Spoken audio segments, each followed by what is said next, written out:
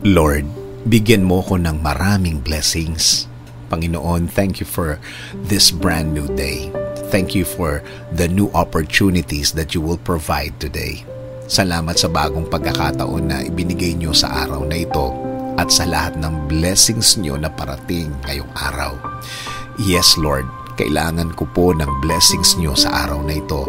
Kailangan ko po ng pagpapala ninyo para sa aking buhay. Alam ko po na mas magiging magaan ang araw ko ngayon, Panginoon. Bigyan niyo din po ako ng blessings of protection. Protektahan niyo po ako sa mga taong may mga balak na masama sa akin.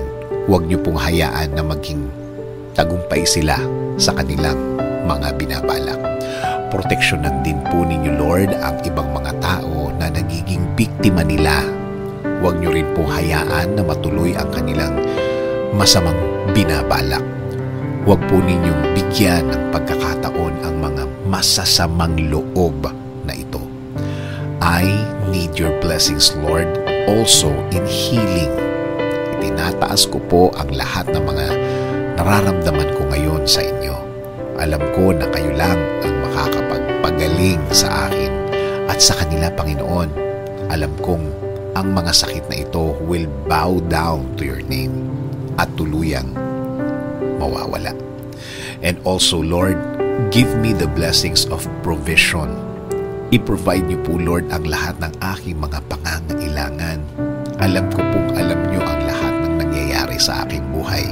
Alam ko pong binabantayan niyo po ako palagi. At laging ang aking kapakanan ang lagi niyong nasa isip.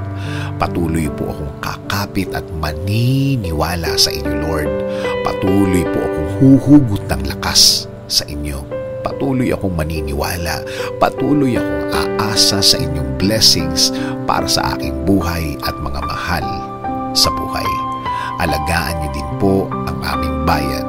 Alisin niyo po ang lahat ng mabibigat na problema sa aking bayan. Patuloy niyo pong bigyan ng blessings ang aming bansa. Huwag niyo po sanang hayaan na maging maraming problema na naman ang mga Pilipino sa taong ito, Panginoon.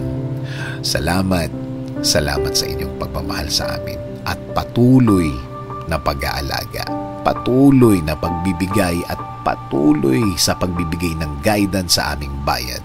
Kailangan po namin ang inyong direksyon para sa aming buhay, Panginoon.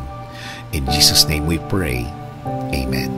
Sabi nga sa Isaiah 54:17, "No weapon that is fashioned against you shall succeed, and you shall confute every tongue that rises against you in judgment. This is the heritage of the servants of the Lord, and their vindication from me, declares